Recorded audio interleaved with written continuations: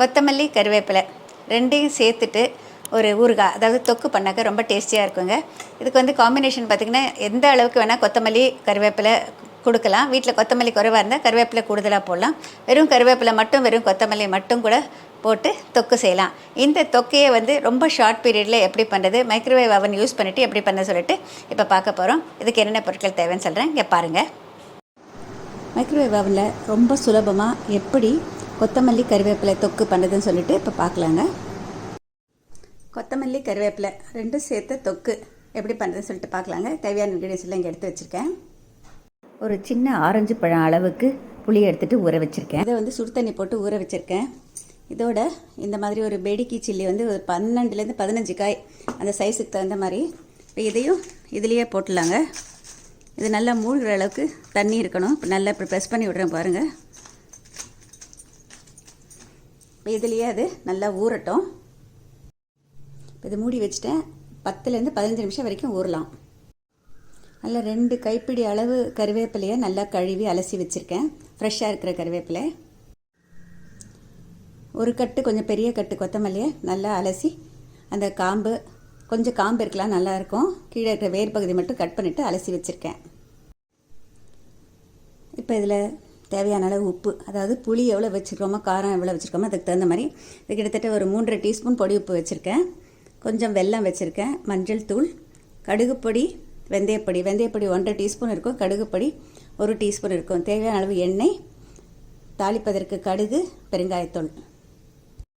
இதை வந்து நான் மைக்ரோவேவ் அவனில் செய்கிறதுனால முதலையே உப்பு சேர்க்க மாட்டேங்க. இப்போ இந்த கொத்தமல்லி கருவேப்பிலை, இந்த ஊறிய புளி, மிளகாய் எல்லாத்தையும் சேர்த்து நல்லா அரைச்சிட்டு அதுலேயே நம்ம வெல்லமும் சேர்த்துடலாம், மஞ்சள் தூளும் சேர்த்துடலாம். இப்போ எல்லாத்தையும் ஒன்றா சேர்த்து மிக்சியில் அரைச்சிட்டேங்க. அதிக தண்ணி ஊற்ற வேண்டாம், இந்த மாதிரி இருக்கணும். நம்ம எவ்வளோ மாய்ஸ்சர் கண்டென்ட் இதில் இருக்கோ அதுக்கு தகுந்த மாதிரி தான் மைக்ரோவேவ் அவனில் வேகிற நேரம். இப்போ இதை வந்து மைக்ரோவேவ் கண்ணாடி பாத்திரத்தில் எடுத்துருக்கேன். இப்போ இதில் நம்ம தேவையான அளவு மஞ்சள் சேர்த்துக்கலாம். வெல்லம் சேர்த்துக்கிறேன். இப்போ இதை கலந்துட்டு மைக்ரோவேவ் அவனில் ஃபஸ்ட்டு வந்து 5 மினிட்ஸ் வச்சு எடுக்கலாம். காமிக்கிறேன், அதுக்கு பிறகு மீதியை வைக்கலாம். இப்போயே உப்பு போடக்கூடாது, எண்ணெய் போடக்கூடாது. இதில் செய்கிறதுக்குன்னு ஒரு மெத்தட் இருக்குது, அந்த மாதிரி தான் பண்ணணும். மைக்ரோவேவ் அவனில் செய்கிறப்போ ரொம்ப ரொம்ப சுலபம். இப்போ இந்த மைக்ரோவேவ் பாத்திரத்தை, இது வந்து பிளாஸ்டிக் எடுத்துக்கூடாதுங்க. இந்த மாதிரி கண்ணாடி மைக்ரோவேவ் ப்ரூஃப் தான் எடுக்கணும். இல்லைன்னா நம்ம வந்து அவன் ப்ரூஃப்னு சொல்லிட்டு போட்டிருப்பாங்க, அதை வாங்கினா வரும். மூடியால் மூடக்கூடாது. இப்போ இதை வந்து இந்த மாதிரி மத்தியில் வைக்கக்கூடாதுங்க. இப்படி சென்டரில் கொஞ்சம் சைடில் வைக்கணும். அப்போ தான் அதை சுழண்டுக்கிட்டே அது கரெக்டானபடி வரும். முதல்ல 5 மினிட்ஸ் வச்சுட்டு கலந்து விட்டுட்டு பார்த்த பிறகு அப்புறமா உப்பு சேர்க்கலாம். இதில் வந்து 5 மினிட்ஸ் வச்சுருக்கேங்க. ஸ்டார்ட் பண்ணுறேன். அந்த சுழலும் தட்டில் அதை சுழண்டுக்கிட்டே அது வேகும். அதிகமாக தண்ணி ஊற்றிடாதீங்க, அவனெல்லாம் தெறிக்கும். கொஞ்சம் மினிமமாக வாட்டர் எவ்வளோ குறைவாக முடியுமோ அவ்வளோ குறைவாக சேர்க்கணும். அதனால தான் நான் வந்து புளியை ஊற வச்சுட்டு அரைச்சி செய்கிறேன். அப்போ வால்யூமும் கிடைக்கும் நமக்கு. எல்லா தொக்குமே நான் வந்து மைக்ரோவேவ் அவனில் தான் பண்ணுறது பழக்கங்க. தொக்கு, ஹல்வா அது எல்லாமே செய்கிறது இதில் ரொம்ப ரொம்ப சுலபம். 5 மினிட்ஸ் ஆகிடுச்சிங்க. பீப் சவுண்ட் வந்துடுச்சு. இது திறந்து பார்க்கலாம். இது அவனில் எடுத்து தான் கலக்கணும் இல்லைங்க. இந்த மாதிரி ஒரு கரண்டி வச்சுட்டு ஒரு தடவை கலந்து விடலாம்.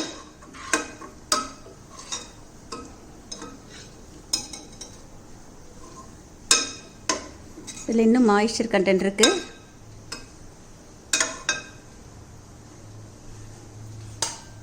இன்னும் 4 மினிட்ஸ் வைக்கலாம். முதல்ல 5 நிமிஷம் வச்சேங்க, அப்புறம் 4 நிமிஷம் வச்சேன். மொத்தம் 9 நிமிஷம். இதை பாருங்கள், ஒரு மாதிரி திக்னஸ் கரெக்டாக இருக்குது. அந்த அளவுக்கு மாய்ஸ்சர் இல்லை. இந்த ஸ்டேஜில் தான் நம்ம உப்பு சேர்க்கணும். அதனால தான் நான் பொடி உப்பு சேர்க்குறேன். கொஞ்சம் மாய்ஸ்சர் இருக்கிறப்பே உப்பு சேர்த்தா நல்லாயிருக்கும். நான் இந்த பொடி உப்பு சேர்க்குறேன்.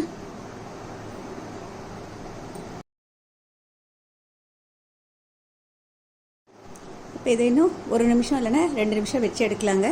அந்த மாய்ஸ்சரை பார்த்துட்டு அதுக்கு தகுந்த மாதிரி வச்சு எடுங்க. நான் சொல்கிறதெல்லாம் அப்ராக்சிமேட் கைடன்ஸ் தாங்க. அதில் எவ்வளோ மாய்ஸ்சர் இருக்கோ, எவ்வளோ குவான்டிட்டி பண்ணுறீங்களோ அதுக்கு தகுந்த மாதிரி தான் எல்லாமே மாறும். ஆனால் எப்போ உப்பு போடணும், எப்போ மற்ற சாமான்லாம் சேர்க்கணுங்கிறது மட்டும்தான் ரொம்ப முக்கியம். இந்த கடுகை தனியாக தாளிச்சிட்டேன். கொஞ்சம் எண்ணெய் கூடுதலாக போட்டுட்டேன். இல்லை சேர்த்துடலாம். இதுலேயே பெருங்காயத்தூள் போட்டுடலாம். இந்த சூட்லேயே இதை நல்லா கலந்து விடணும். எப்போவுமே எண்ணெய் முதல்ல போடக்கூடாது, இந்த மாதிரி கடைசியாக தான் போடணும். தொக்கு செஞ்சு முடித்த பிறகு மைக்ரோவேவ் அவனில் வைக்கிறப்ப இந்த பாயிண்ட்ஸ் எல்லாம் ரொம்ப முக்கியம். நல்லா கலந்து விட்டாச்சு. கன்சிஸ்டன்சி பார்த்துக்கோங்க, கரெக்டாக இருக்குது. இதில் வந்து நேச்சுரல் ப்ரிசர்வேட்டிவ் வறுத்த வெந்தயத்தின் தூள் 1.5 டீஸ்பூன் சேர்த்துக்கிறேன். குவான்டிட்டிக்கு தகுந்த மாதிரி தாங்க. அதில் பாதி 3/4 டீஸ்பூன் வறுத்த கடுகின் பொடி. இது ரெண்டும் வந்து எப்படி வறுக்கணுங்கிறத வந்து நான் லிங்க்கில் போடுறேன், அதை பாருங்கள். கசப்பு வராமல் எப்படி பண்ணுறது அப்படின்னு சொல்லிட்டு டிஸ்கிரிப்ஷனில் போடுறேன் லிங்க்காக. இப்போ இதை நல்லா கலந்து விடணும். கொஞ்சம் ஆற பார்த்திங்கன்னா இன்னும் நல்லா கெட்டிப்படும். இப்போ இந்த தொக்கு ரெடி ஆகிடுச்சுங்க. நல்லா ஆறிய பிறகு பாட்டிலில் போட்டு வச்சுக்கலாம். கொஞ்சம் சூடாக இருக்கிறப்ப நீங்கள் வந்து டேஸ்ட் பார்க்கக்கூடாது, நல்லா ஆறணும். ஆறிய பிறகு கொஞ்சம் சாதத்தில் போட்டு கலந்து பாருங்கள். உப்பு காரம் தேவைப்பட்டால் போட்டு கலந்து விடலாம், தப்பு ஒன்றும் கிடையாது. இப்போ இது ரெடி ஆகிடுச்சு. மிக சுவையான கொத்தமல்லி கருவேப்பிலை தொக்கு ரெடி ஆகிடுச்சு.